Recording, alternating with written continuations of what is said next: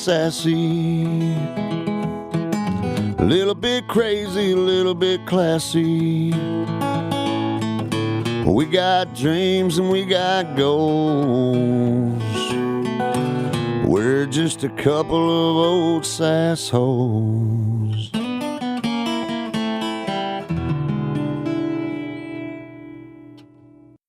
Hey! Hello! That was so fun. Hi! I know. I don't know. I got scared for You did. I got quiet. Hello, everyone. Welcome to A Couple of Sassholes. I'm Brooklyn Maple. And I'm Heather Terry. And this is our podcast about true crime, murders, terrible things that somehow we try to laugh about because we all have psychological issues. Wow. Right? That was a really good elevator pitch. I think it's because I have my glasses on and I feel really, really studious. I have my glasses on. I don't even need them. I know. Right now. I don't need them yet. But I just felt like left out. I mean, I look cute, so might as well have crisp views. Good thing you look cute for an audio project. Well, we also are known as a podcast. I know. An audio project. I said it. I'm like, what? That's cute. We're gonna change it. Do audio project. I know. I don't know why everyone's calling it a podcast. Audio project sounds more official. It's probably because we're at work. On our lunch break. Everything is thrown off because we're at work. I will say that. So, firstly, Heather's about to go out of town, and so we are just all messed up. Did you hear that disdain in your voice? No, I didn't. Because I have no disdain. You're going to be gone for a few days. I'm always fine with it. Same with Travis. Anytime anyone's gone, I'm all for my alone time. But it is going to be weird because you and Tracy are both going to be gone. My office is smushed right in between you guys, so I'm going to be just like super quiet. I'm just going to bring Theo in. I'll miss you too. Don't worry about it. That's mainly what I was getting at. You're like, it's just like when Travis is gone. I'm like, oh, like you miss me. Just say it. I mean, I'm going to miss you. You're not gone long enough to miss. I know. That's how I always, I don't be given my free missing feelings. Feelings. You don't be given your feelings. Okay. Well, you're about to feel this desk hit you when I flip it on top of you. So with that being said, we had the best Saturday of our entire lives because it was Hocus Pocus Day. And so Hocus Pocus 2. Did you post about that? Wasn't me? No, I held everything out because the podcast doesn't come out until Thursday. Yeah, I didn't know that. I didn't know the plan. Yeah, we talked about it, but that's cool. That's cool to not remember it when we talked about it in detail. But are you shocked? No. Okay. I wish if I was, that would be sad actually for me. So anyway, Hocus Pocus was amazing. We tie-dyed our shirts.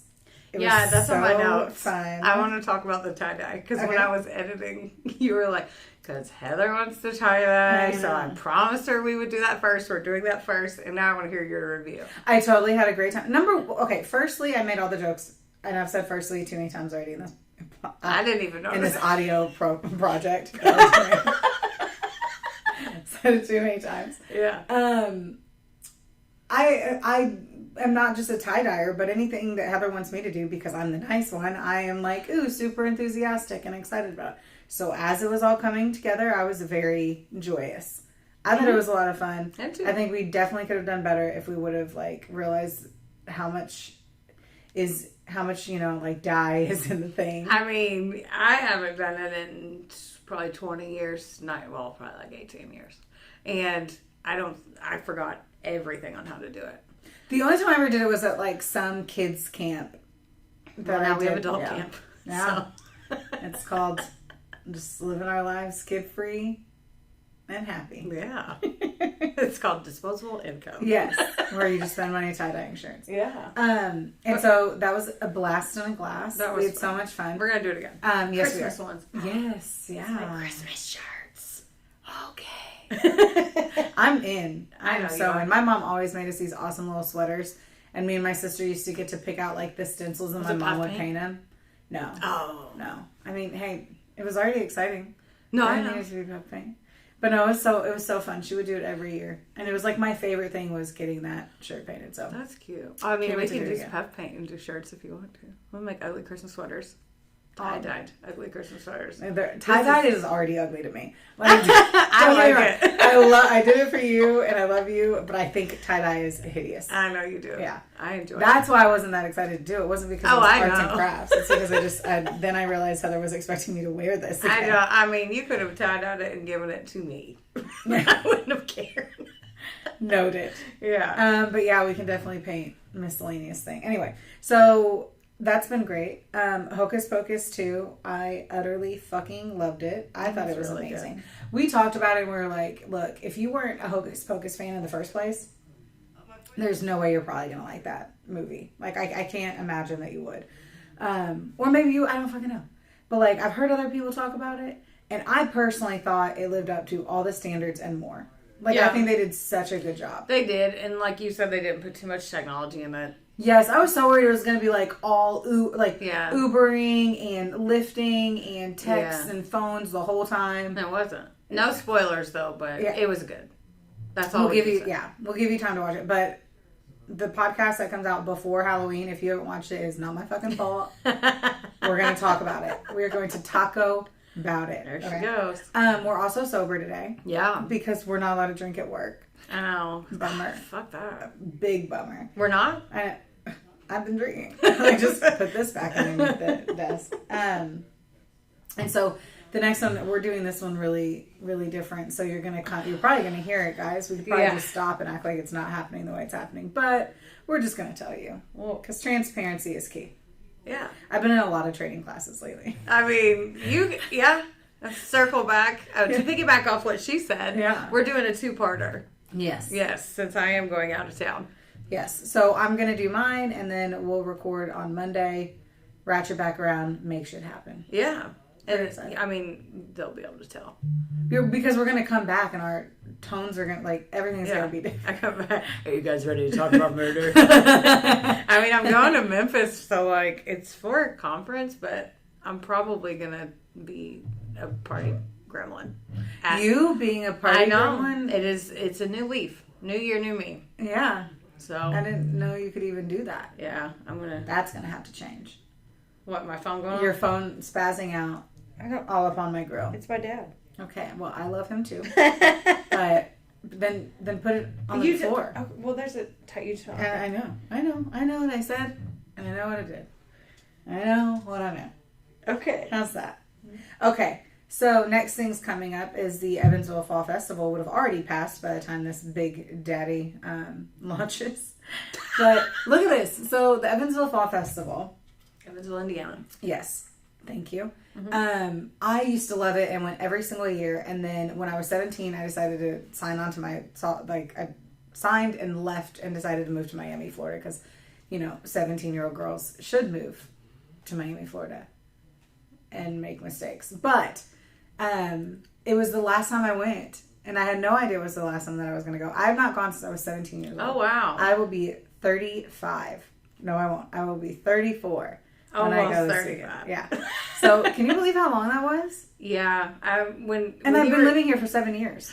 Yeah, I can't believe that too. And you're a foodie, and it's literally based around food, like brain sandwiches and weird shit too. But it's also I had a deep fried peanut butter and jelly last time. Oh, I'm really excited. And I'm kind of sad that because we were gonna go, and then but at least I'm going for St. Jude out of town. Yeah. So that's my previous life. I traveled 24/7. Yeah, it was always an event that week. There was something going on that I missed it every single time. I don't know how, but it happened. Or I had no one to go with. Yeah. The years that I could have gone, I had no one to go with, and that's how you get murdered. So speaking of murder. Oh, yeah. We picked a really fucked up concept here. I had one day to research it. I'm really impressed with myself mostly because I'm a rock star. But it's only a front and back page. I was just reminded of how big of a rock star I was by being able to do this as quickly as I did. You did. You did a good job. Time. I know, and I love how you're I haven't seen it or heard this story, but I love that the turnaround time is where I've already thrived.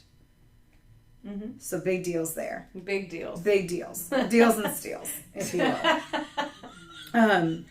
So we decided to pick murders that happened on Halloween. Mm-hmm. And this is fucked up. This is fucked up, guys. Yeah. All of it. Okay. First, I'm not almost said it. Almost said it. What? Firstly. Oh, that's the word. I don't know. Like I haven't even written an email that said that today. I don't think I've ever said that. What was last episode's titties? That we did talk about tits all the time, but Yeah. like I said allegedly. Oh, a lot. 400 times. There's always something that we say. Because I know, and I called you out on it. you I was did. Like, oh my God, if you say it one more time. You did. So yeah. I listened to one and I was like, and then I got a razor out and I started doing these little cuts. It's because you heard it. You heard it before I cut it for the first time. Yes. Because I do a bunch of weird shit too. God. It was horrible. You were like, what? Yeah. Not that much of a fan. But you're also a perfectionist, and these, are not perfect.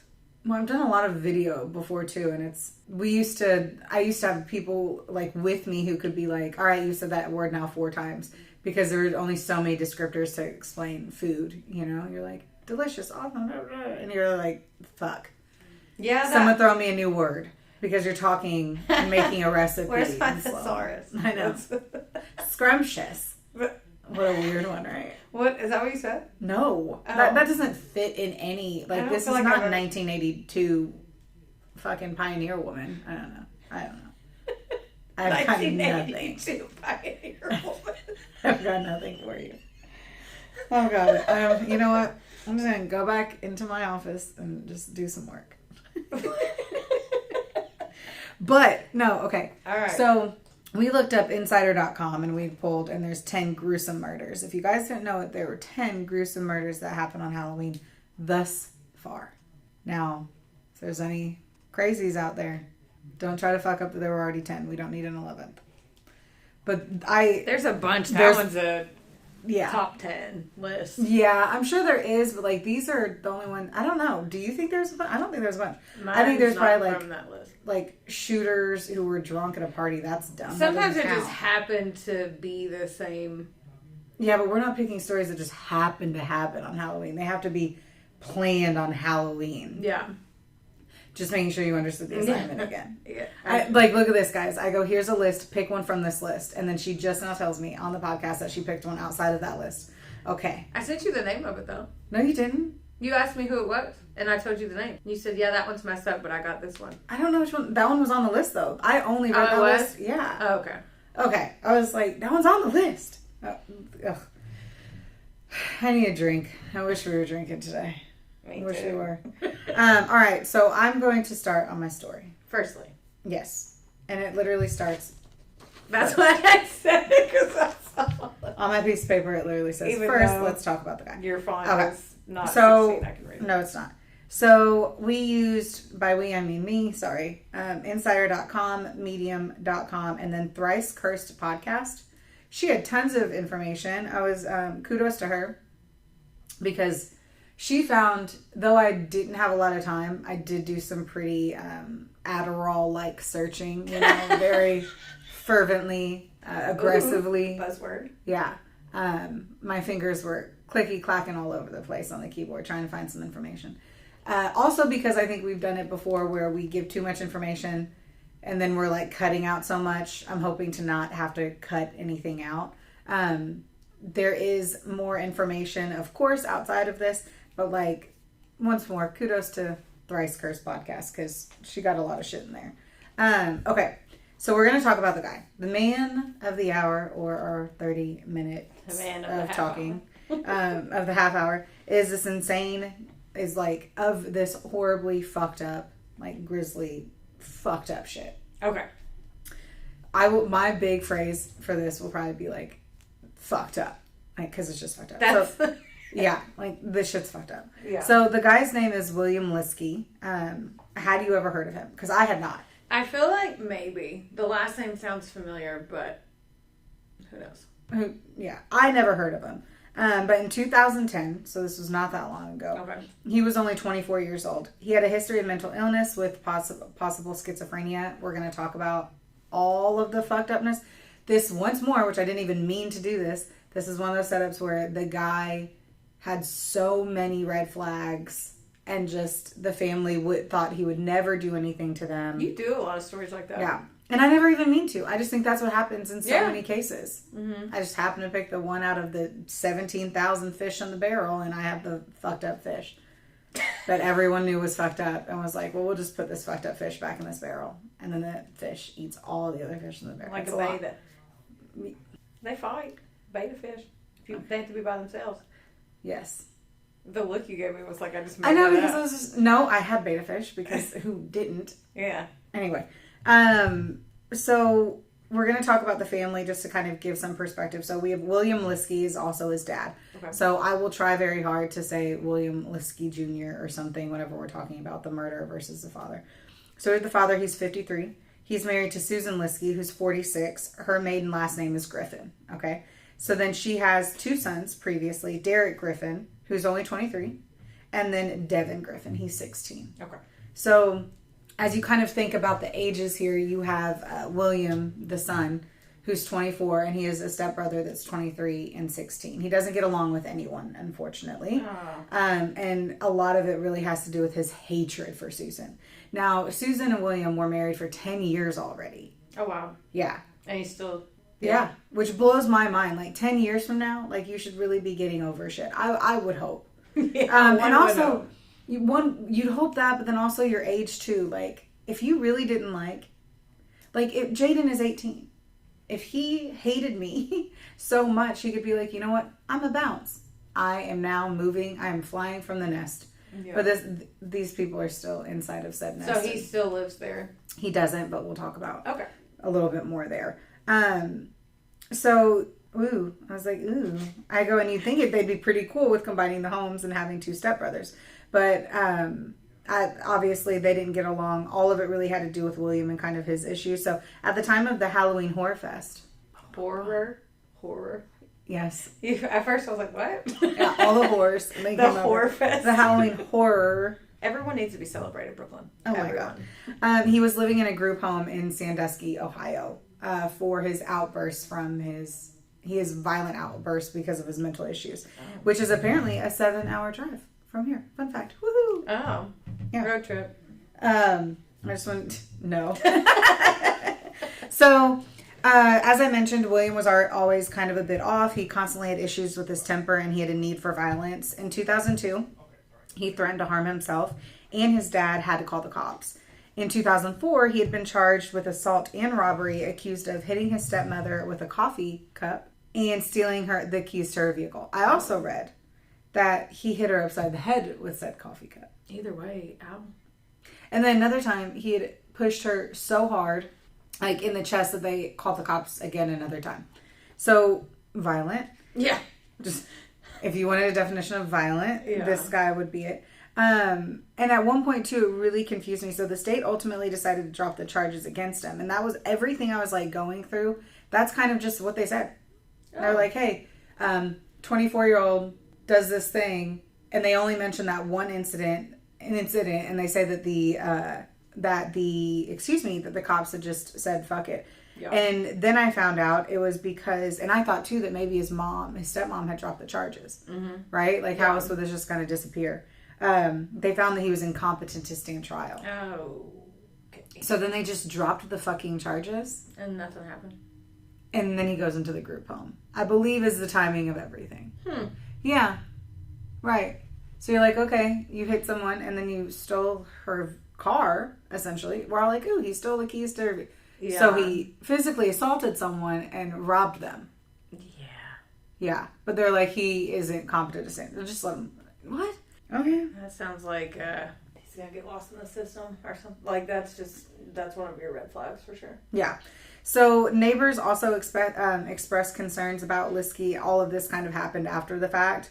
And you'd be really, really bummed to know that the neighbors believe that he was killing their pets. Yeah. Don't worry, that's the tamest of everything that happens in here. Good. One of them was actually a dog, and he was wounded by a 22 caliber. Oof. Pistol. A 22 caliber bullet And it said bullets, which I don't understand how the dog would be wounded by multiple bullets and not dead. Either way. So there's always fun discrepancies. I maybe could have dug a little bit further, but timeline, everyone, timeline. So I read a lot of other things too about them being scared of him. They had concerns of him, but his dad like was constantly loving him and was just like, he would never hurt us. His dad truly believed that he would never like fully turn against them, which, yes. So a week prior to the event, which was Halloween of 2010, Liske and his father actually went on a deer hunting trip, and they came home on October 30th, so the day before Halloween. After returning home, they got together with some friends, and he drank some beers. Okay. And so even though Derek, which was the stepbrother who lived there, and well, they both brothers did, so Derek and Devin both lived at home. Yeah. Homeboy was in the insane asylum, right? Mm-hmm. Because the dad drank, he was like, I think there's less harm in you spending the night here than me taking you back to the group home because I've been drinking. Yeah, but no. Right? No, sadly. So he ended up having him spend the night despite, I even said that too. So even though he had been married 10 years earlier, they said nearly a decade earlier, he still had a strong disdain for his stepmother. He believed that she was attempting to impose order in the house. Well, if he had mental issues, you're 24, you're in the house, like, it's my fucking house, it's not your house. Yeah. Shut the fuck up. Like, I'm literally saying, don't be a crazy. Like, obviously, it's him trying to be an asshole in the house. Well, if he had mental instability as it was, and if he got fixated on something, then I'm not making any excuses by any means. But, like, if he got fixated, then he might be fixated on that one thing about her being bad. Yeah. And then can't just let it go. We've definitely seen that happen. Yes. In many things. Yes. Okay, so on Halloween 2010, Devin came home. He's a 16-year-old. Wow. You were passionate. You really did slam your hand. I did. It's fine. I don't need knuckles. Who needs them? Yeah. Crash them. Okay. Keep going. So on Halloween 2010, Devin came home. He had spent the night prior to that at his dad's house and then ran home to change clothes at 9:30 before heading to church. What a cute little 16-year-old running home to change to go to church. Yeah. On Halloween. I mean, precious. That is really cute. I just assume, anyone that's going to church is being cute in my world because I'm just like, ooh, I'm not doing that. So I just thought he was a little sweet nug. So he notices his stepbrother who seemed in a really good mood, which was really weird. Not normal, because right? He said he is usually he didn't say this. I said he's usually a mopey bear. I'm sure if he said mopey, he was little Igor of the friends, you know. Eeyore? Igor is like Halloween stuff. Yeah. Okay, so he's the Eeyore of the group. He said he's usually really quiet. Winnie the Pooh and Igor. Yeah, are you? I'll have to rip off one of your nails. He said he was usually really sad, really quiet, and just kind of like a gray cloud, if you will. So he was in a really good mood. He was really talkative, so that threw him off. He was he said that was one of the first things he thought was like how odd it was that his brother was like so talkative and being so nice. Yeah. So William confirms what he was doing. Like he asked his brother, he's like, "What are you doing and when are you going to be home?" He's like, "I'm going to church. I'll be home this afternoon." And so so that's what happens. Like Devin changes in the house, goes to church, comes back, runs right upstairs to his bedroom, and he starts playing video games. And at one moment, he's like, "Wait, why is it so quiet?" And he was like, "There's no TV on. There's no one making food in the kitchen. There's no preparation for like the fun ahead." He had thought, well, maybe his parent, they didn't say this, but he first thinks, he's like, well, maybe my parents don't feel good. And in my mind, I'm automatically thinking, like, they said they had a party at their house, but it didn't sound like it was really like a party. Yeah. Like, I think they just probably had neighbors over and they were all kind of having a few drinks. It's likely that October 30th was a Saturday. This is kind of where my head's going in like Sunday's church. Sunday he went to church, so. Yeah. That's likely how it went down. So he heads to his parents' room. They slept in the same room. They did not have separate rooms. What kind of Scientology Tom Cruise bullshit are you talking about? See, and you know that, and I don't even know what you're saying. Tom Cruise and Katie Holmes, they slept in twin beds when they were married. Why? And he's a Scientologist. Because he's short. Wackadoodle dandy. I don't know.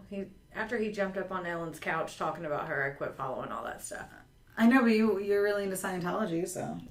Well, not like that you follow it. It's like, whoa. You know the stories. Well, just because I like Leah Remini. Anyway, that's another. We'll unpack that on another lunch break. Because I am hungry. My stomach has growled so loud like 8 times. Oh. So, okay. I'll edit that out. Okay. Yeah, because I'm really trying to tell you the meat and potatoes of my story right now. Okay. So he goes into his parents' room first, and they have a burgundy comforter, and he sees that it's pulled over their heads. And he also sees that his mom's foot is like out of the corner of the blanket. So he pulls he shakes, he talks about like shaking them and like touching their leg and be like, hey, are you, and them not responding. And so he pulls the cover down just a little and he sees blood all over the pillow. Oh no. And his very first thought, which is the most devastating thing, is that he thought it was a Halloween prank because they had people over and he thought it was left over, like that they did it as a joke to him. That I just picture that in my head as like a really sad scene in a movie. So sad. Yeah. So sad. So it actually takes him a moment to realize that they were dead. Mm-hmm. So, and then just stopping to understand, like, my parents are dead. Yeah. What the absolute fuck? Or, I mean, understand his stepmom, but he's 16. Okay. So he's been with his stepmother for 10 years. Mm-hmm. Or actually, I'm sorry, he's Griffin. That's his step. Yeah, it's his mom, his stepdad. So he runs from the home and he calls his aunt Lori. And she calls the cops. She acts really, really quick. And she's like, hey, I'm on my way to the house.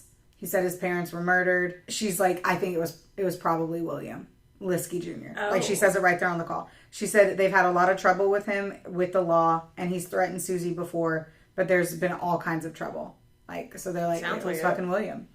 Wow. So his brother, Derek, who was only 23, he was found in his bed. Now, this is where it all just fucking sucks. But okay. So he was 23 years old. He was found in his bed.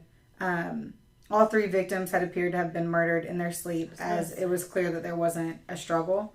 So William Liske. I was going to ask why they all were. Yeah. In bed. He was 53 years old, and he was an amazing father. He had been shot 5 times in the face and the head from about 1 to 2 feet away. Ah. Susan was the only one sort of sprawled a bit on the bed that was not in a resting, sleeping position, if you will. She had been shot 3 times at close range.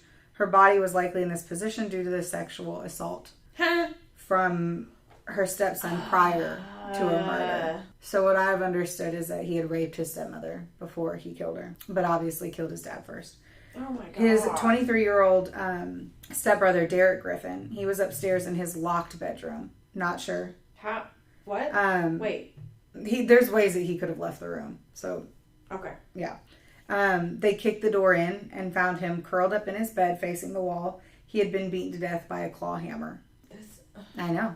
He had likely died minutes after the first hit. So he did live through a portion of that. Ugh. So. I don't like this. I know. I know. I know. So they found muddy footprints along the deck near the family's pond, which they figured he had thrown the gun in that he used to kill his parents, but they never found it. They even drained the pond and had dogs do their thing all over, and they didn't find it. So William Liske, who's a murderer, he was arrested 170 miles away in a cabin that belonged to another family member. And what is unreal is it's the same hunting cabin that he and his dad had just spent that weekend deer hunting. Oh, wow. Just one day prior to him murdering him. So he had taken his dad's truck, and Lori had noticed that whenever she had came, so they were specifically looking for his truck, which is how they found him in the first place. Oh. He was apparently just standing outside smoking a cigarette whenever they took him down. Really? Now, just super cash. I need to see what he looks like. I hate to tell you. What? That he was attractive. No. Mm-hmm. Really? Yeah. Say his name one more time. William Liske. I've only said it 450 No, I know, but I want to make sure. So anyway, so then they arrest him, and then Lori, the sister, right? She had called between 7 and 9 a.m. that morning. Yeah. Keeping in mind that Devin came home at 9:30, and no one answered the phone because Derek didn't show up to work. Oh. So when Devin came home to change before he went to church, his family had been murdered and was inside that house. Mm-hmm. And so the other worst part is after the whole thing, he sees his brother in the world's best mood after he just murdered his entire family. Oh, I forgot. The other question that kind of pops up is, why did he let his stepbrother leave? Yeah. Never know. Weird. And then he never said or anything, huh? No.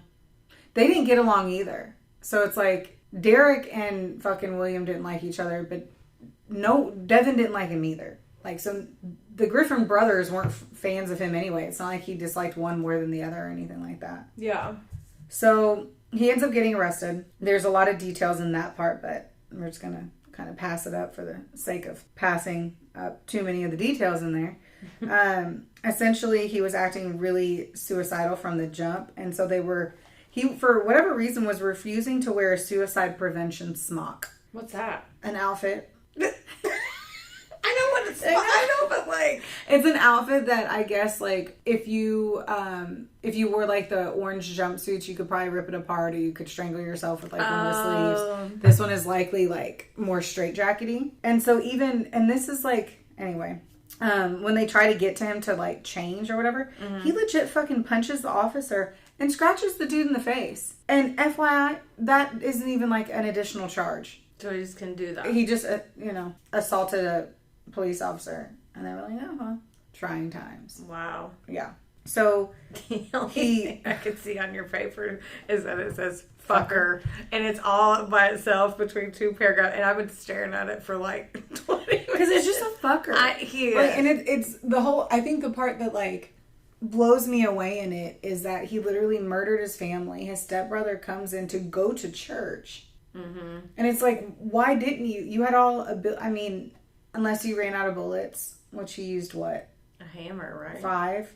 And then, so it's likely he had more, unless, I don't know, they just went on a deer hunting trip. I didn't see anything about bows, so I'm sure it was a gun. Like, there are rifles. Like, I don't know, unless he just wanted to, because I don't know I can't say this, and I don't want to, like, get assaulted for what I'd say, but, like, I just think that, sorry, my phone decided to ring because I'm on some fucking spam something that has me getting calls every hour on the hour from Dixon, Kentucky. Anyway, if my entire family was murdered inside the house, I would have preferred to have been murdered too. So it's like, why? Maybe that was his punishment. Maybe he just. That's what I was thinking. That he wanted someone to be alive. He was like, "You can deal with this." Haha. Yeah. What a dillweed. Yeah. I wonder if him going to church had anything to do with why he specifically was stayed alive. Like that's what he was going to do. You know. I don't know. He pleaded guilty to 3 counts of aggravated murder in order to keep the death penalty off the table. He also had 2 different competency evaluations and was found competent to stand trial. Confusing as fuck. Someone tell me right the fuck now how he wasn't competent to stand trial for hitting his mom with a coffee mug. Yeah. But he brutalizes and murders 3 people, and now he's competent to stand trial. Because they probably were like, well, he got away one time with that. I don't know. I mean, and they did it to keep the death penalty off. Like, you murdered your whole family.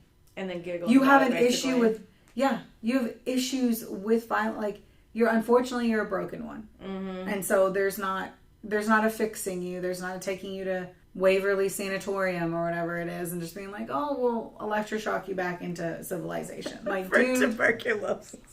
Tuberculosis. That's a tuberculosis hospital. That's the only I know I can think of off the top of my head. I know.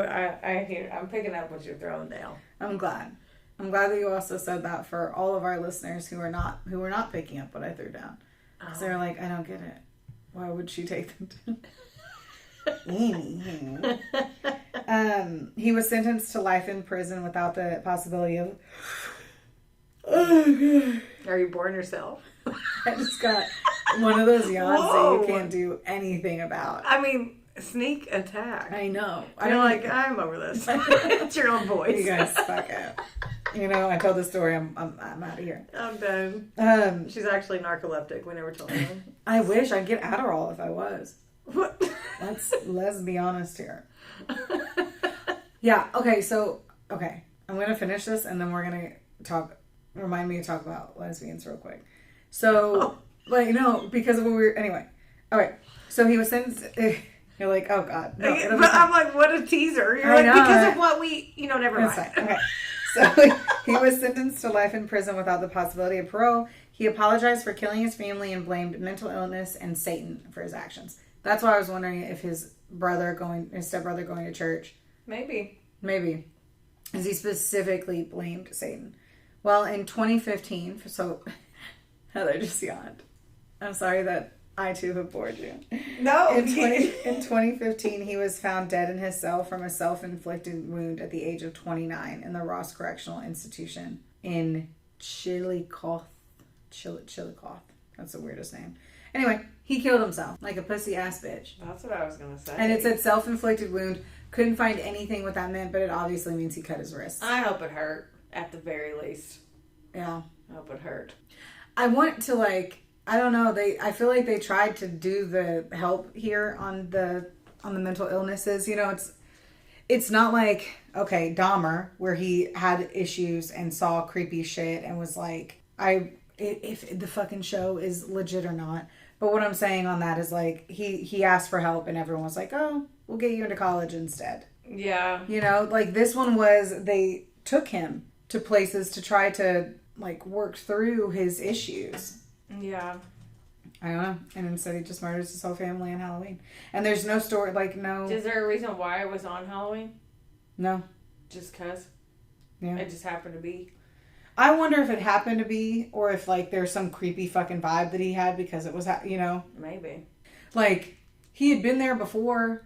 There are many other opportunities. It's your family. You could kill him essentially anytime. Yeah. I don't know.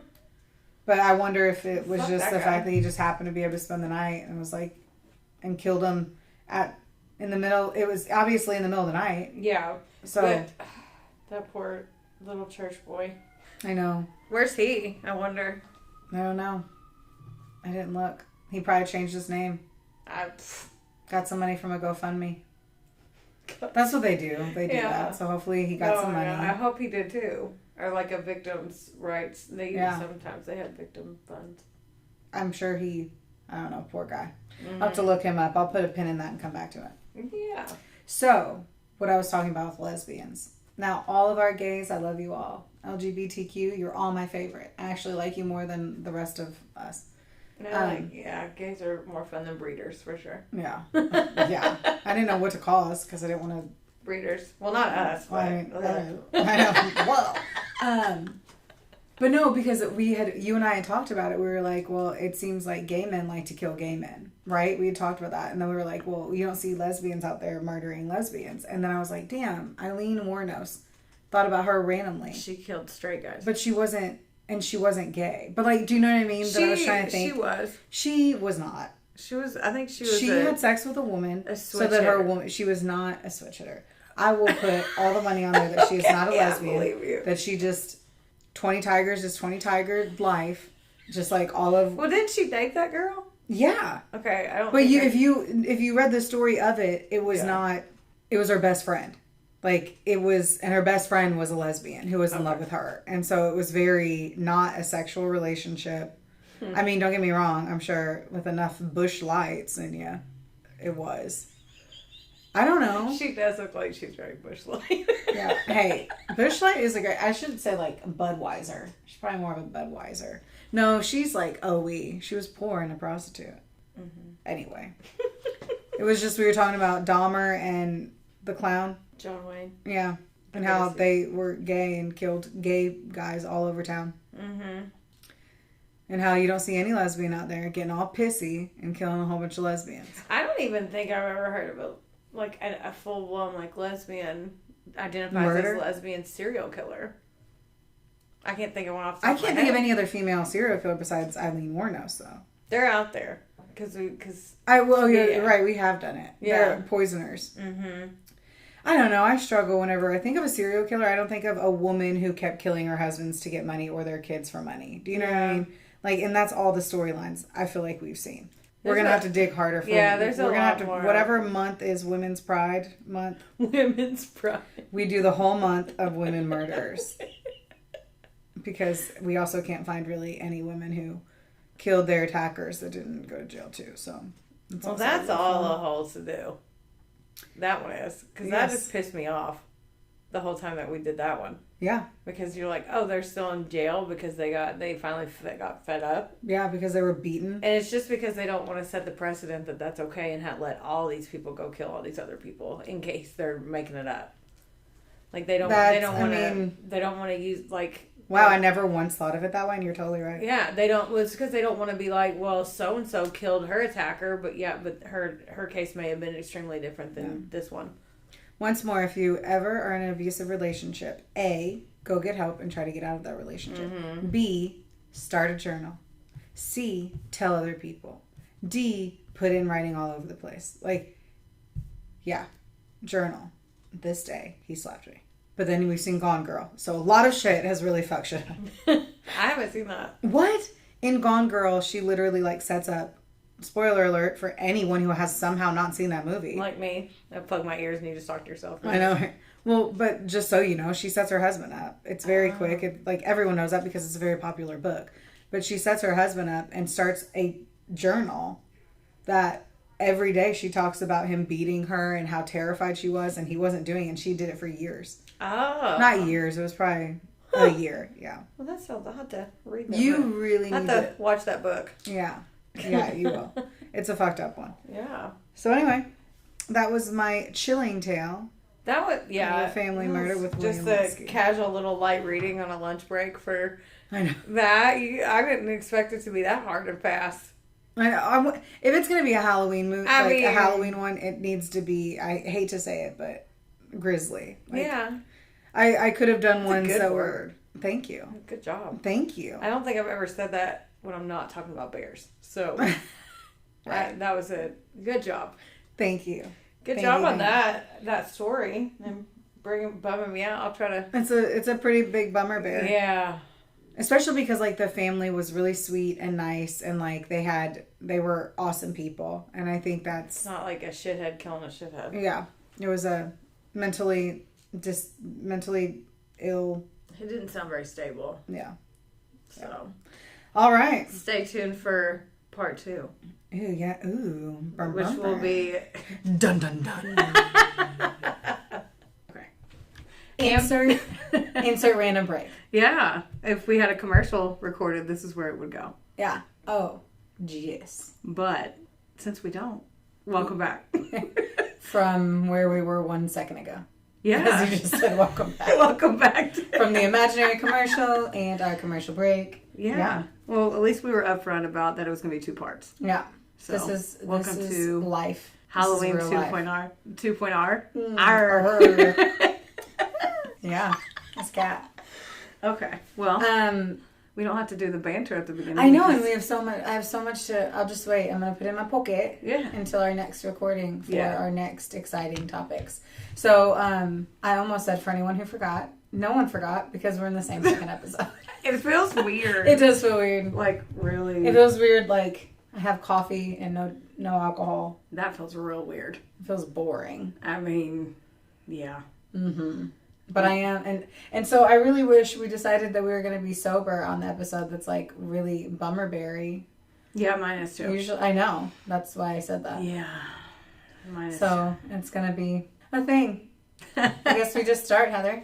Yeah, I guess we do. It is, okay, I got to get into it because it is weird just to go from, hey, let me send this email real quick to, hey, we have to go record the second half, which is what we did today. So I did the trick-or-treat murder, the murder of Peter Fabiano. Have you ever heard that? Probably. And it was back in 1957. How'd he die? Give me bullet points real quick and I can tell you if I know. I will tell you all of it. I think I do, though. I know almost all the infamous Halloween murders. I've never heard it. Well, I guess because of my very in-depth research for my sad one. Oh, yeah. Well, I didn't know shit about this one, so now I do. The sources are Wikipedia, Vice.com. There's a couple other articles here and there, and then that's a crime podcast episode back from November of 2021. So let me just go. So Peter Fabiano lived with his 39-year-old wife Betty in Sun Valley, California. Yes, I know this one. You do? Yeah. Okay. Well, it's fucked up. Oh my God. Pretend like you don't. I just got so excited. I've read like 3 paragraphs on it. Oh, okay. Yeah. There was a lot more, and then each story was a little different, so I took like a collective guess on all of it because... I mean, isn't that how we do every single podcast? Yeah, but this one was like, one said she's 36, one said she's 39. Oh my God, like, I don't even know the ages. Yeah. Yeah. I'm just going to sit here and sip my tea. Tell me about how people got murdered. Okay. So Peter was a successful owner of 2 hair salons out in California. He was an ex-Marine, and Betty was divorced with 2 children, and apparently she was like smoking hot because all the articles just said that she was beautiful, and that's all they would say. You know, the 50s. They were just like, she was a redheaded beauty. I was like... Just like I'm like, okay, well, she was probably a big did girl. Do you remember that one? You had one where they were just like, she was a big ogre. She was ogre-like. She was so masculine. Yeah. She was masculine. It was Belle Dennis. Yeah. Where they acted like she just threw men over her shoulder or something. I mean, she did, and then into the grave. Apparently, Betty was hot. That's all that they said. So on Halloween night in 1957, the doorbell rang around 11 p.m. in Peter and Betty's house.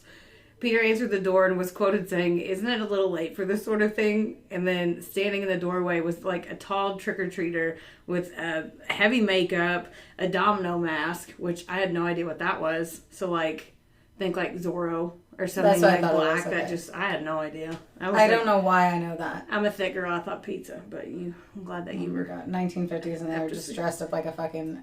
Then it wouldn't have been the trick or treat murder. It would have been the Domino's pizza delivery guy murder. Well, either way. Okay. It just goes over your eyes for those of you who are like me and did not know. Like Zorro, right? Just like Zorro. Did you say that? I just wrote that. Right? Didn't you say that though? I don't know. Okay. Fucking A, we are crushing. I mean, this is sobriety at its finest. So, okay, domino mask, jeans, a khaki jacket, and red gloves. So the trick-or-treater was holding up a bag, a paper bag, and then there was a gun in it. So Peter asked if it was too late. The person said no, and then shot him right in the chest. And then Betty, his wife, hears this and, of course, runs downstairs. His lifeless body was laying there in the doorway, and a car peeled out. Real quick, can I just do a pause? Uh-huh. Who the fuck is getting out of bed? At 11? At 11 for a trick-or-treater. You think about it now. Or for anyone. No, okay, fuck yeah. If it's 11 o'clock on a Tuesday, June 2nd, I know someone's coming to rape and I don't even answer the door at 11 a.m. house. Every person I say no. Yes. Okay. We unfortunately answer our door. But at 11, like, there's etiquette. The second the lights are off downstairs, then that's done. Mm-hmm. Like, what? And he actually went, this is what also got me, is that he went and got, like, the bowl of candy and was really... And was actually going to do it. Yeah. The 50s, wow. So they, it was unclear whether her kids were both there, but I know one of them was there, so one of the kids called the cops. They weren't robbed or anything, so the detectives, like, obviously went to the closest to the victim. Besides a minor charge for being a bookie back in the day, his background was clean, though, so they knew it wasn't, like, a gang hit or anything. And then within 2 weeks of his death, the cops had a person of interest after they talked to Betty. It was 40-year-old Joan Rabel, and it was Rabel, like, I'm just going to say Rabel because I'm redneck, and that's how I'm going to say it. But Betty pointed the finger at her. After they talked to her, they're like, would anyone want to harm your husband? She said her immediately. So, Joan used to work at Peter's salon. She was a photographer and super close with his wife, Betty. Joan was also a closeted lesbian because, it was the 50s. So, oh, yeah, you couldn't be lesbian. Yeah. So, electroshock therapy and pray the gay away. Right? She was a divorcee because she was trying to force it and marry a guy, and obviously that didn't work out for her. So, they got divorced. When Peter and Betty got into it and they had marital issues, she, of course, moved in with Joan for a while. So, Betty was like, I'm going to leave him, went and lived with Joan. And this pissed Peter off. And there were some people that were saying that they were, like, together. Some people were like, they were just really good friends. Who knows? But, so this pissed Peter off. And then whenever they decided to reconcile. She's like, Betty was told Joan, she's like, look, it's worth saving. I'm going to go back to him. He got so mad about her going to Joan that he wouldn't even let her say her name. Like, she had to go to her friend and be like, we can't be friends anymore. So. Well, were they friends or lovers? I know, but you know what I'm saying? We're yeah, like, but she had to go to her friend and be like, we can't be friends anymore. Because they were fucking. I mean, yeah, like, probably. Okay, are we really, pause. If Joan shot him in the chest and killed him, there should be no question as to whether or not they were together. Okay, just wait. Because I was thinking the same thing you were at first. Yeah. So the newspapers back then would describe their friendship as abnormal, so they stopped. So like our friendship? Yeah, but we don't fuck, so. Or do we? Shut up. I'm just kidding. No, So, they... Hang on. I got her flustered. Shut up. Got her flustered. Okay, because of all the sex. Oh, yeah. You're so weird. I know. So, when they arrested Joan of suspicion of Peter's murder, she denied it, obviously, and said that she was at home that night.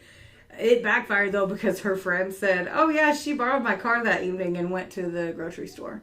Because she was like, no, I was home, my car was home. All her neighbors said her car never left and her lights were on.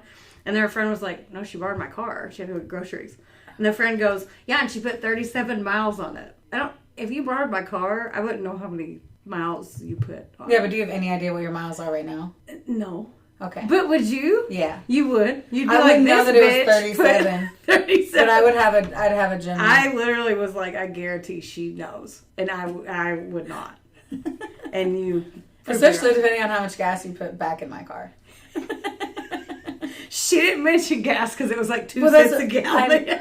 Well, I'm just saying, like, if it was an empty tank, not the money spent. Yeah, it's like, anyway. Oh, I would never I'm not give saying you because she was poor. I would never give you your car back on 80 or even below a quarter of a tank. That makes your asshole pucker. Yeah, I just went to get gas on my way back here. Because you had under half tank.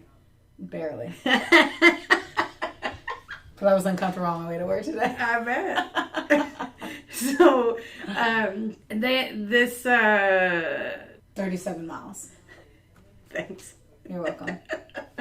And then Joan said, oh yeah, I did borrow her car. I had to go get groceries, and then they didn't have anything else on her. So they had to let her go. Because she's like, oh, I forgot. I don't know how you forget that, but she said she did. So a month goes by, and they don't have anything. And then an anonymous tip came in to the police department. The caller said, go look at a lockbox at the department store.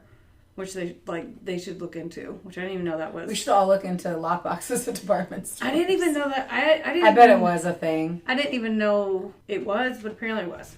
So they checked the said lockbox, and then they found a .38 caliber gun, which matched the one that killed Peter. And the gun belonged to 43-year-old lab tech named Goldine Pizer, and she worked at LA's Children's Hospital. Whoa. Yeah. So apparently Goldine, I had to spell it out where I could read it because it was not spelled like that. Apparently Goldine took about 8.3 seconds to confess to the crime. She was described as meek, and she insisted it wasn't her fault and that someone had put her under a spell. So. Like... Okay. The only thing it said was a spell because I looked. Right. I looked everywhere to see. I mean, it was probably just the verbiage. Yeah. She said she was under a spell. So Joan, obviously, put her under the spell. So Joan and Goldine were good friends and rumored to be more than that for a few years. Goldine said that Joan became obsessive about hating Peter, and then that's all she talked about. Like, all the time, that's all that either one of them talked about was that she hated Peter so much. Because obviously obviously because I forgot to mention it, but it's like, this makes no sense. He fired her too. So like, she couldn't talk to her best friend, lover, whatever they were, anymore because of him. Then he fired her because she had worked there at the salon. I'm very confused. Okay. His wife's name was Betty. Mm-hmm. So I thought it was Betty who couldn't talk to Betty couldn't talk to Joan. Goldine is a new third. So, but why is Goldine saying that she can't talk to her best friend? No. Joan and Goldine became an item. That's all that Joan, all she talked about was how much she hated Peter. Okay. So then her new girlfriend started hating Peter. Okay, and then Goldine got fired. No, Joan. Joan got fired. Okay. Yes. That was very worded as if it was Goldine. Okay. Well, so I'm glad that we got to tie that up. Yes. Okay. Feel better? So, not really. Okay. Because that's weird. Like, you're all rowdy about your ex's husband? Yeah. Yes. Okay. Yeah. So, yeah, okay, that's all that she talked about. So she hated him, and then, of course, her new girlfriend, whatever she was, she started hating him, too, because he's like... She never met him, though, and she even went and bought a gun with Joan's money. So Joan talked about it so much, she wanted to please Joan, so she went and bought a gun. And then they decided that they were going to kill him, and then they chose Halloween to do it so they could wear a costume and no one would look at him. Amazing. So they got to Betty and Peter's house around 9 p.m. that night and waited for them to go to bed. So they literally just sat there for 2 hours outside their house, waiting for the lights to go off. Okay. Yeah. And, I mean, they had plenty of time to back out. What, do you want to ask a question? I just, like, why not just go when it's later in the day? I don't know.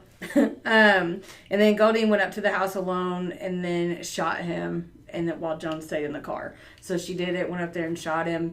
She came back to the car, and they said that Joan kissed Goldine and said thank you when she came back before they sped away. And then they testified that they burned the clothes first somewhere before they took the borrowed car back.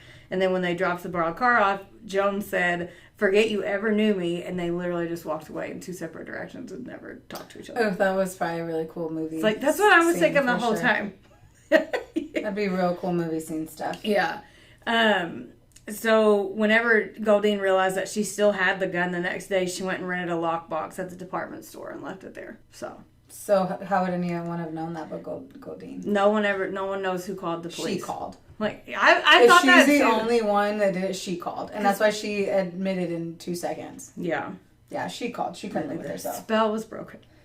Indeed. So when the 2 women were charged with first-degree murder, they both pled innocent, and then Goldine decided to use the insanity route. So she said she wasn't, like, No, I have no... What does insanity mean? Just making sure. Goldine cried in the courtroom, and she showed remorse, but Joan was smiling, like, a lot and acting like a wackadoodle. Like, she was not sad. I know, but why would she be? You know, like, at the end of the day, there's no blood on her hands. She got someone to... Yeah, but someone who she hated, why would she act sad? She's not sad. Yeah. Like, let's not fake it. That's probably more psycho than just feeling your real feels. Most of them at least try to make an attempt to be like, oh, this is sad. I don't agree with that. I feel like a lot of the people that we've done, none of them, that's their problem. We even had a freaking 6-year-old kid who murdered a 2-year-old. And remember, he just laughed in the courtroom. My guy who I was just talking about, there's photos of him smiling in the courtroom. Yeah. After he killed his entire family. Yeah. Oh, okay. Cool conversation. I'm glad we talked through that. No, I mean, you're right. They ultimately, though, they accepted a plea deal. So for second-degree murder, and then they each only got 5 years to life for that. This sparked a bunch of controversy, though, about how the law was more lenient towards women. So they started looking into that. But, okay, so Betty afterwards, like after the murder, she sold Peter's salons and then remarried in 1966. She lived to be 91, and she passed away in Palm Desert, California. So apparently she moved on. How many years after was that? When was the murders? That was 57, and this was 66. Okay, see, that's an appropriate amount of time. Yeah, this story didn't go the way I thought it was going to go. Because at first, some of the clickbait that I read, like... You 100% think Betty was having a lesbian affair with Joan. And you think that she's... Yeah, and then you read it, and you're like, wait, that's not even... They weren't even speaking. I don't know. I just feel like it was really unnecessary. Like, he didn't... None of them are, but he really didn't need to die. Like, at all. I think there's something else in there. There's something up in Pirates Cove that we don't know about. A couple of the articles said that he was a little abusive, but of course it was the 50s, so they kind of swept things under the rug. Well, everyone was a little abusive in the 50s. Yeah. That was just handling your lady. But, that's... I wish y'all could have seen the look she just gave me when she said that. Handling your lady. But I wonder, too, like, if Betty was super hot and she, like, maybe got drunk one night and made out with her friend. And all of this happened through that. I don't know. Like, there's obviously... Joan had some serious unrequited love for Betty, or it wouldn't make any sense. There's no reason to do it. That's what I don't get. I mean, she got fired because she was fucking around with his wife. So, of course, I don't know. Like... It's not like she... Was she hot? I don't... You can look her up. They said there's photos of all these people if you want to... Oh, you didn't look them up? Google time. I'm sorry for putting my cup down, guys. I'm amazed you didn't Google. Yeah. Especially when Betty was so hot, apparently. What's her last name? Fabiano. Betty Fabiano. What was that? Oh, I'll take a gander here. And then Joan Rabel. Looks like Rebel, too, though. What is that? I don't know. I think they all look like freaking descendants of each other. Like there's not a big... Let me see. I mean, these are like not clear photos. Oh, wow. You know? It's such an old... Yeah. That's not a cell phone, smartphone type of Google. That's do it on your computer screen and so you can take a gander. But they all look like cartoon characters. They don't look real. They look like fucking crime scene sketches because it was the fucking 50s. That's what it looked like when you just held your phone up. Yeah. That's what it is. So Goldine Pazard, she was released from prison in 1971. So she went in there that long, and she's the one that shot her. She apparently ended up 71 though, and it happened in 56. She shot a dude for. I know, but that's 15. Yeah. That's a lot of years. Like that's what you'd expect to get. 15 years. Yeah, that's good. They said 15 to or 5 to life though. I figured she'd at least get 20. I don't know. I expected a little more, but obviously the time frame was. She's a chick too. So that she apparently ended up being an officer in the Miracle Mile chapter of the Professional Women's Club. So basically, she ended up being a contributor to society, and they felt like she changed her ways. So she lived to be 83 and died in 1998. And then Joan, there's no trace of her. Nobody knows where she went. Nobody knows when she got out, if she even got out, or she died in prison. Nobody knows. I couldn't find anything. She might have changed her name. Nobody knows. I would guess that she changed her name. Yeah, but I couldn't find her. What was her name? Why is it so hard to remember? Too many people. Yeah, Joan Rabel. So I was wondering too, like why Goldine would even go through with it. And she said that Joan said Peter was a vile, evil man who destroyed everything around him. She said he mistreated Betty and was dealing narcotics. So that's why Goldine said she Yeah, but that's still nothing. Yeah, I know. That's I mean, I don't want to say abusing your spouse is nothing, but I don't know. I mean, call the cops. Don't shoot him. Throw a paper bag on Halloween like a trick-or-treater. I mean, way cooler storyline, though. I just thought it was going to go a lot different. And I'm sure they wouldn't have listened to her anyway. Like, in the 50s, women did not know. That's true. They are not going to call the cops. But there would have been... I like to think there would have been more conversation on the abuse or not. I don't know. We've had things like this happen, not as theatrically, over the last 20 years, and women still aren't getting their viewpoints across. The only woman who did get away with murder was that one woman that I did, and that was because she worked at like a women's abuse shelter, and the whole company rallied behind her. I don't think she had that kind of rallying, and she was a lesbian, so that was already crazy times, I guess, for them. I mean, that's when one of the podcasts I listened to, he said that his grandma wore jeans in the 50s and had a motorcycle, and she got shit because she wouldn't wear a dress, let alone doing women. Yeah. So I can only imagine. But anyway, that's the story of the murder of Peter Fabiano. The trick-or-treat murder? The trick-or-treat murder. Well, that's a bummer, Bear. I know, both. I mean, I think they're very annoying when you don't hear enough. Like, you don't know enough. Yeah. Like, my dude was psycho, and he was like, hey, I'm psycho. They're like, we think you're psycho. We're going to put you in a home. And then he's like, murder family. And he still does it. Like, this one, it's like, I don't even get it. Like, I don't even have a feeling towards it. I have no emotional connection. Yeah. And he died fast.